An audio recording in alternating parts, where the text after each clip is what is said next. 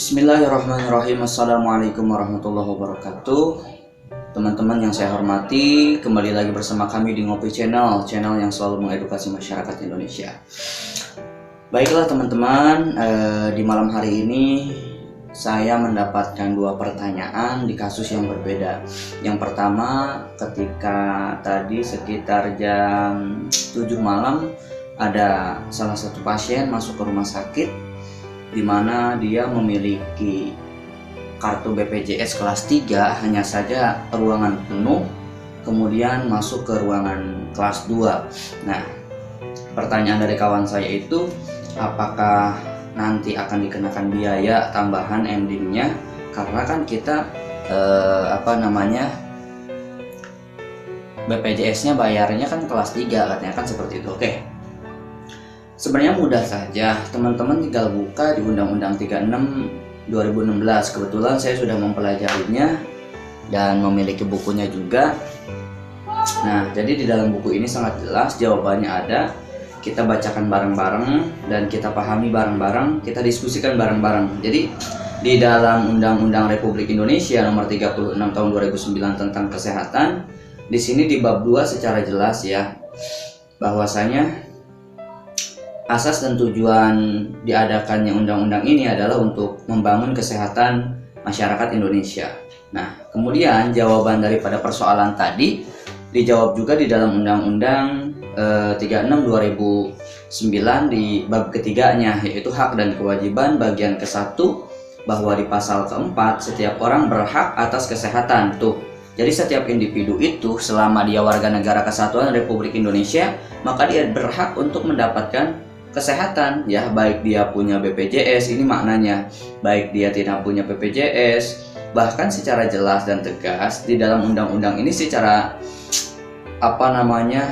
ditegaskan lagi, ketika orang datang ke rumah sakit dilarang untuk meminta DP terlebih dahulu. Artinya apa? Keselamatan nyawa harus diutamakan terlebih dahulu dibanding meminta materi daripada si pasien atau keluarga pasien tersebut. Nah, jadi ketika nanti Anda atau kalian atau keluarga kalian misalkan urgent ingin masuk, ya naudzubillah nggak mau ya masuk rumah sakit, ingin masuk ke rumah sakit tapi ya nggak punya duit, ya sudah masukkan saja dulu, endingnya nanti kita bicarakan dengan pihak rumah sakit. Sebenarnya mudah di dalam dunia rumah sakit itu, selama kita ya berbicara dengan baik-baik. Hanya saja saya sangat memang menolak keras ketika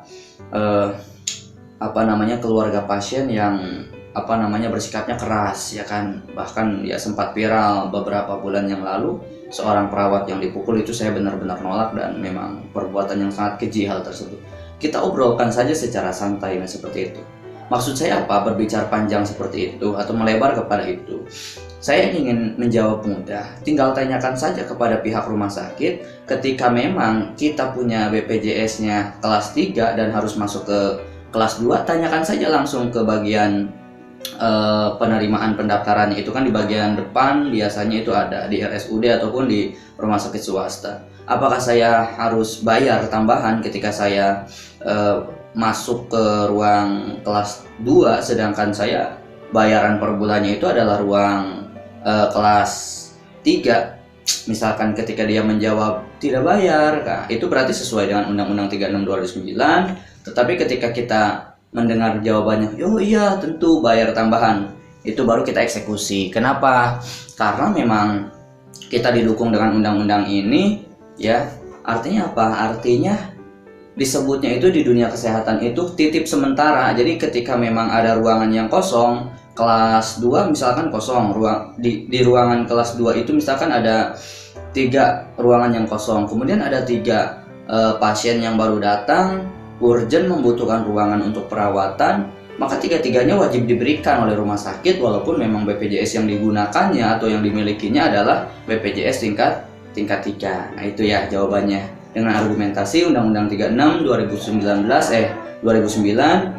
Pasal 5, 1. Setiap orang mempunyai hak yang sama dalam memperoleh akses atas sumber daya di bidang kesehatan. Pasal ke-5 ayat kedua berbunyi, setiap orang mempunyai hak dalam memperoleh pelayanan kesehatan yang aman, bermutu, dan terjangkau. Kalau pasien ada di luar rumah sakit, berarti tidak aman dong. Makanya kan disinilah saya katakan rumah sakit wajib memberikan ruangan walaupun kelasnya kelas 2 dan digunakan oleh BPJS di apa namanya di kelas 3. Nah, kemudian di pasal 5 ayat terakhirnya, setiap orang berhak secara mandiri dan bertanggung jawab menentukan sendiri pelayanan kesehatan yang diperlukan bagi dirinya.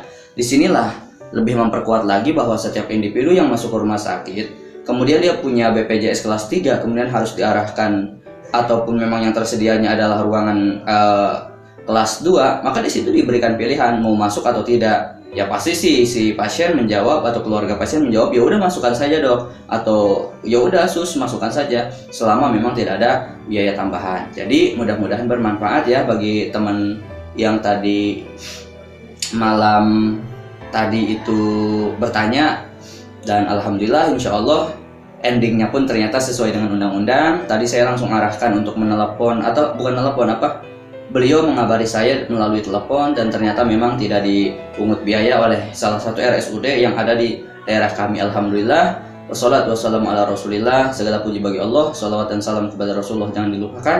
Mudah-mudahan bermanfaat. Wassalamualaikum warahmatullahi wabarakatuh.